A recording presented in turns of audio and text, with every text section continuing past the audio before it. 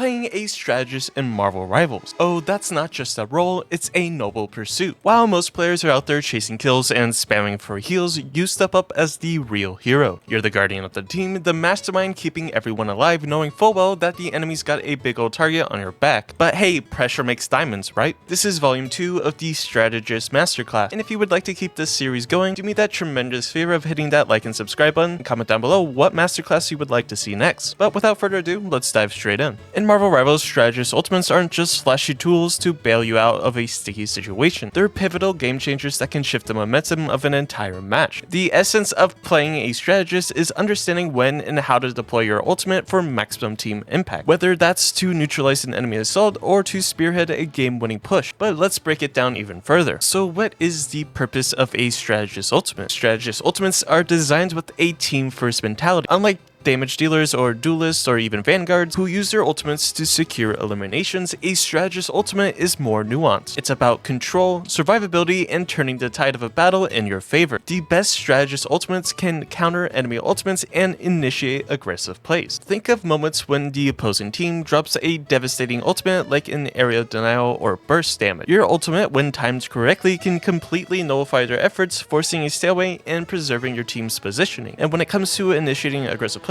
a well-timed ultimate can be the green light for your team to push forward. Whether it's a shield that absorbs a massive damage, a buff that boosts your team's power, or a debuff that weakens the enemy. These tools allows your team to capitalize on critical moments, especially when going for objectives. Now, one of the biggest things that comes to playing a strategist is that timing is everything. Now, one of the biggest mistakes that I see, especially when they're playing strategists for the very first time, is that they're holding onto their ultimates for far too long. Yes, patience is key, but overcautiousness can lead to missed opportunities that might not come back. And if you're playing strategist properly, you should be getting your ultimate within the first fight. Now, that might not always be the case for everybody that plays strategist, but it's definitely something that's true, especially at the higher ranks. Now, there's two things you want to look at when you're using your ultimate. Now, the first one being recognizing the flow of the battle, and the second one is to always avoid selfish plays. Now, when it comes to recognizing the flow, or just having the awareness, that comes from if your team is grouped up and there's an opening to secure an objective. That's the perfect time to pop your ultimate. Now, waiting for a quote-unquote perfect moment that never comes might leave your team vulnerable and out of sync, and you should really always do your best to avoid selfish plays. Now, trust me, it's tempting to use your ultimate in a panic when you're cornered or under fire, but that's rarely the most efficient use. Now, your main role is to prioritize the team's survival and success, even if it means sacrificing yourself in the short term. Now, another crucial aspect of being a strategist, especially in a game like Marvelrivals, is of course synchronizing with your team. Now, strategist ultimates are most effective when your team is in unison. Now, using your ultimate when teammates are scattered or even disengaged wastes its potential. Now, in simple terms, letting your team know when your ultimate is ready and discuss potential plays, or even a simple heads up, can mean the difference between a failed push and an easy win. Now, you also want to synergize with other ultimate. You want to pair a strategist ultimate with another ultimate as well for maximum effect. For example, if a character like Punisher is about to use their ultimate, dropping Rocket Raccoon's ultimate as well, which gives the damage boost, will greatly increase the effect of Punisher's ultimate as well. Now, let me give you some examples of smart ultimate usage. The first example comes with countering an enemy assault or when they're trying to push. If the opposing team drops a massive AoE ultimate, say for example like a Psylocke ultimate,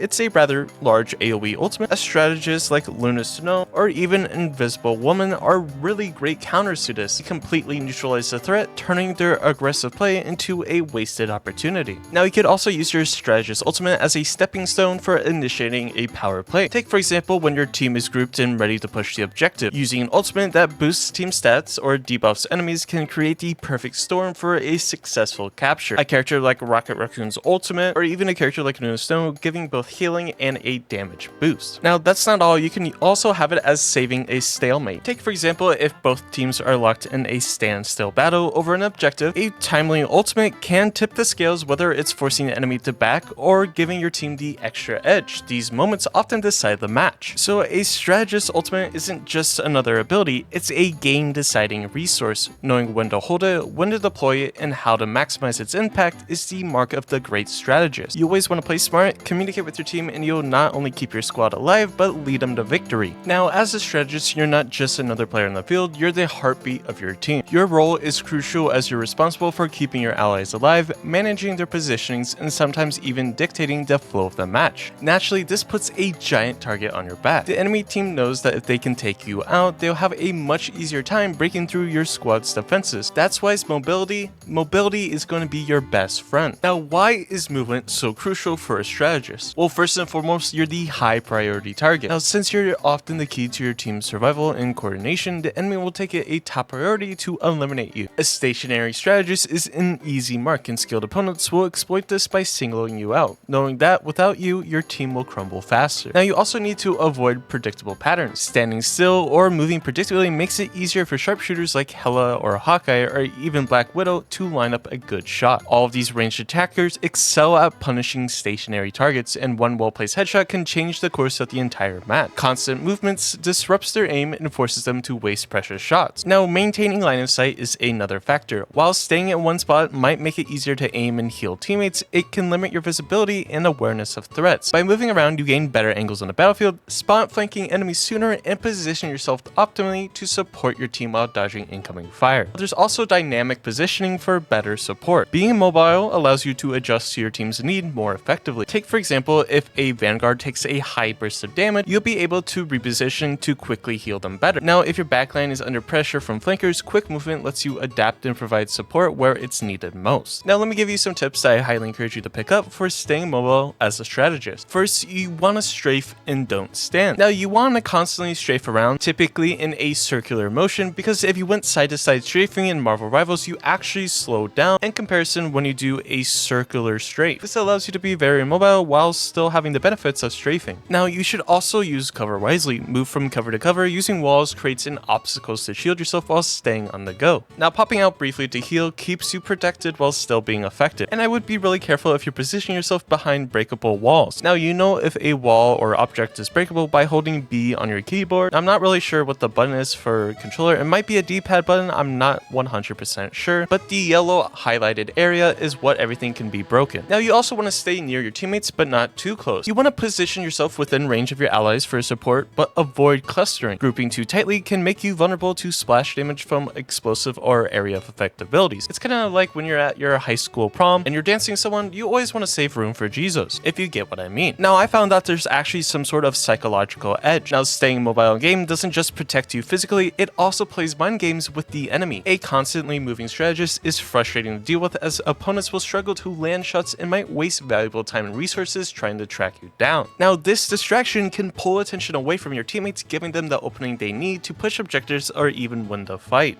So in summary, movement isn't just a survival tactic, it's a strategy in itself. By staying agile, you not only dodge death, but also maintain your role as the backbone of your team. So keep those feet moving, stay unpredictable, and make it a nightmare for the enemy to pin you down. Now, in any team-based game, particularly those with class-based roles like healers, vanguards, and duelists, so basically Marvelrivals, understanding positioning is key to survival and success. If you made it this far into the video and you haven't hit that like or subscribe button, could you please do me the favor of hitting it? It's one of the best ways to actually help out my channel, and it helps me make bigger and better content. But anyways, back to the video. For strategists and healers alike, the backline isn't just a suggestion. It's a vital role that ensures the team's longevity and tactical advantage. And here's why staying in the backline is more than just hanging in the back. It's about maximizing efficiency, survivability, and influence. Now, how I like to explain this is that the backline of a team-based shooter, it's kind of like the command center in a way. It's where the brain of operations are going down. And it also kind of grants you a bird's eye view in the way, so you can kind of see how everything's going down. Now, being in the backline allows you to assess threats, like spotting flanking enemies or changes in the enemy's strategy. And because you're in the back and you're able to see everyone a lot better, you can easily distribute resources a lot better, sending healing or even buffs to where they're actually needed the most. And I will say, in a way, that strategists kind of call the shots as well. They can relay information to teammates, such as when to fall back, push, or regroup. Because if you have a vanguard or duelist going in too far and you can't heal them, you should probably open up your mic and tell them to pull back.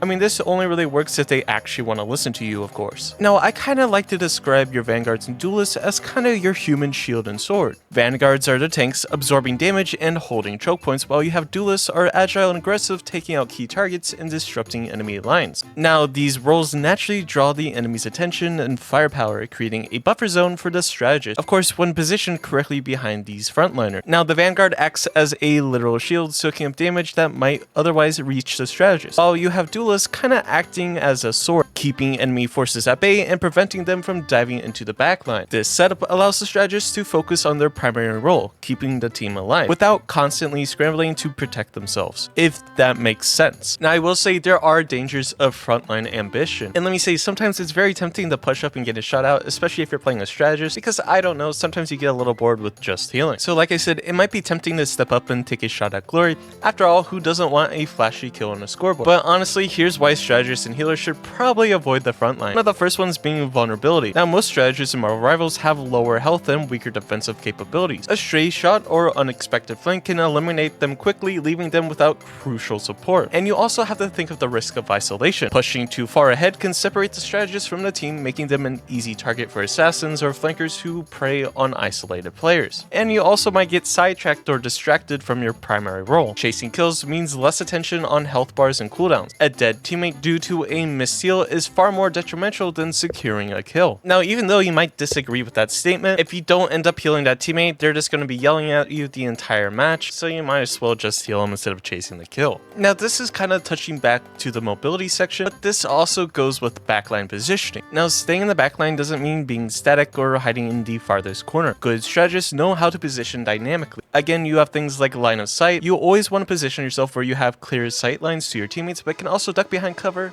if needed. You also have something known as mobility readiness. Stay near escape routes or safe zones in case their frontline collapses or flankers breach your position. And you also poke and heal. When safe, peek out from behind cover to provide healing or buffs, then retreat. This hit and run style keeps you effective without exposing yourself for too long. Now there is a strategic advantage of survival. Now this is kind of like a psychological effect as well. The longer a strategist stays alive, the longer the team can push objectives, win fights, and maintain momentum. And let me tell you, in a game like Marvelrivals, momentum is a major factor. Now losing a healer early in a fight can cause a quick domino effect, leading to team wipeouts, lost objectives, and a morale drop. First, let's talk about team wipes. Without healing, vanguards fall faster and duelists can't sustain aggressive plays. Now when it comes to lost objectives, whether it's a control point, payload, or whatever, losing the strategist can mean losing control of key areas. Now there is sort of a morale drop as well. In many games, seeing the strategist go down early or quickly can cause a team to panic or retreat prematurely. And like I said, it's a domino effect leading to like a team crumbling apart. Now in the world of hero shooters, the term pocket healing refers to when a healer dedicates their full attention to a single player, ensuring they stay alive no matter what. Now while this strategy might seem counterintuitive in game that emphasize team coordination and balance, like many strategic shooters, there are some key scenarios where pocket healing can turn the tide of the battle. Now I'm not saying you should be doing this all the time, but sometimes you have a player that's doing it a little bit better, so you want to give them, a little more heals. Now when does pocket healing actually make sense? One of the reasons might be supporting an aggressive playmaker. Now I will say sometimes there's that one teammate who dives headfirst into an enemy line, super reckless and unaware of everything else going on. While this often can spell disaster, there are moments where their aggressive plays actually pay off, securing key kills and disrupting enemy formations. Now in such cases, focusing your healing on this player can maximize their impact. By keeping them alive, you're enabling their momentum to continue, allowing them to capitalize on their bold moves and potentially shift the game in your team's favor. As like I previously stated,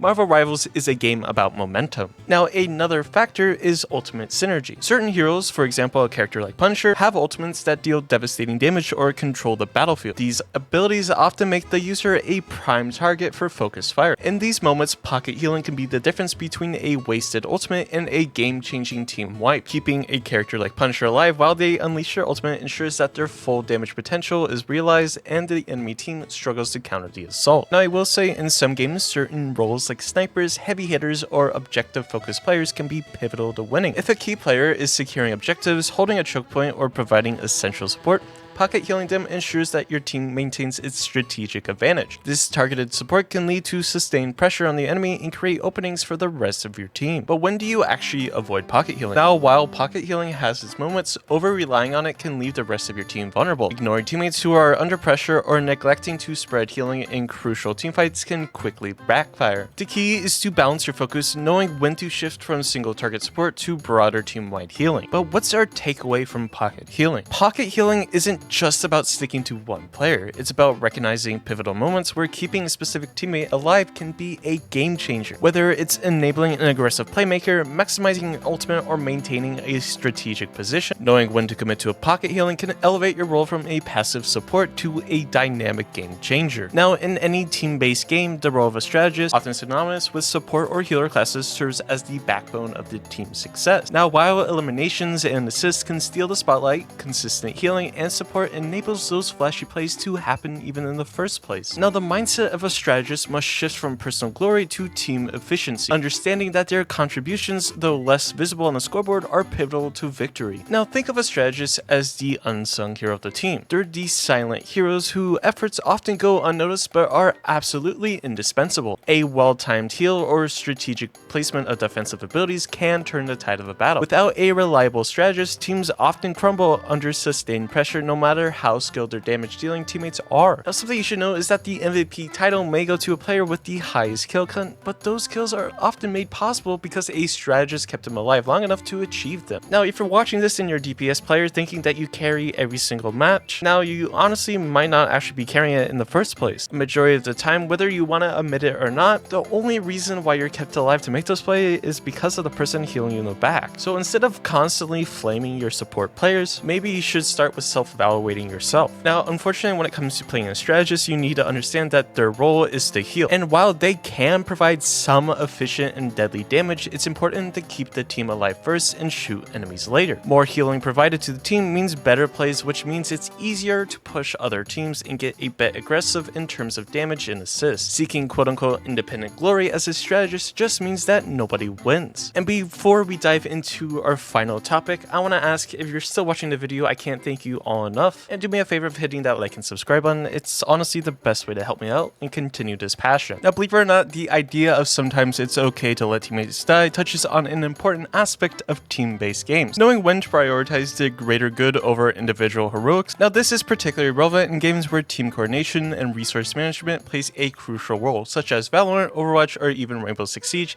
and Marvelrivals. Now, in many games, different roles like duelists, supports, tanks, and strategists serve distinct purposes. Duelists are typically the aggressive entry fragger characters decide to take risks, create space, and secure kills. Their role often puts them at the front lines, but their success hinges on calculated aggression, not blind recklessness. Now, when a duelist diverges from the team's strategy in pursuit of personal glory, opting for solo flanks, unnecessary 1v6 fights, or refusing to fall back for healing, they put themselves and potentially the team at risk. As a strategist or support, it's not your job to babysit them. Your responsibility is to the team as a whole, not to the lone wolf who refuses to play smart. Now, there is some type of recognizing the cost benefit of rescues. Every decision in a game comes with an opportunity cost. If you abandon a secure position or overextend just to save a reckless teammate, you may expose yourself and others to unnecessary danger, drain resources like healing, cooldowns, or abilities that could be better used for a coordinated push or defense, and you can even disrupt team positioning, leaving other players vulnerable. Now, in some scenarios, letting that overzealous player face the consequences of their actions can serve as a valuable lesson. It reinforces the importance of teamwork and discipline over flashy plays. Now, there is something I like to call strategic sacrifices, which I honestly believe is quite funny, but sometimes sacrificing a teammate isn't just about punishing their recklessness, it's a strategic move. Now, if going out and trying to save this solo bolo results in you dying or just a complete risk to the rest of your team, it's probably better just to let them go and get eliminated. Now, I will say there's also some sort of emotional element when it comes to, trying to rescue that one player. Now, watching a teammate fall might be frustrating, especially if it happens repeatedly, but it's important to separate emotion from strategy. Constantly trying to rescue them out of obligation or guilt can create a cycle of bad decisions. Now, instead, you should focus on what keeps the team moving forward, whether that means regrouping, adjusting tactics, or,